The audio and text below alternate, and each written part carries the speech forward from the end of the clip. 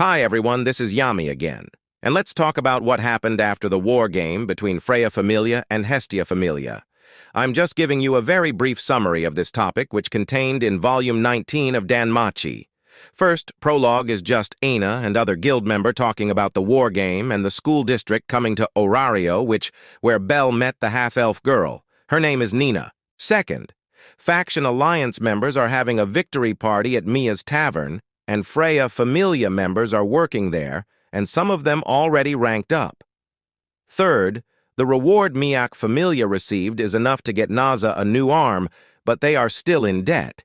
Naza's arm was destroyed in the previous war game of Freya Familia. Fourth is, Haruhime has been targeted since her level boost was exposed.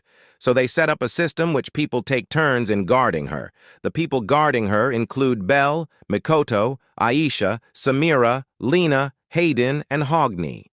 Fifth, Seer is actually, Freya is now as a common knowledge to the gods, but still mostly a secret to people. Sixth is Ryu's hair length and color are completely back to they used to be, long and blonde. At the end of preview, Ryu tells Belle that she wants to join Hestia Familia. Now let's talk about the school district I mentioned earlier. With the war game with the Freya Familia finished, there was a ship returned to port to Orario, which was in a hurry to deal with the aftermath. The school district, a gigantic mobile educational institution supported by the guild. By chance, Belle ends up infiltrating the school district. However, he meets a half-elf girl who looks like a certain person. Her name is Nina Tool. Before we end our discussion, I'm going to give my opinion with this upcoming story about school district.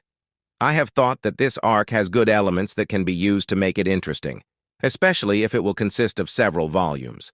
We already know that at the beginning, it will be about Belle doing the same as Lafaya, being the babysitter of some students in the dungeon. This part, although it can be fun seeing Belle flirting with Nina, I don't think it brings anything interesting, especially because it will probably just be a filler about Belle's new rom-com.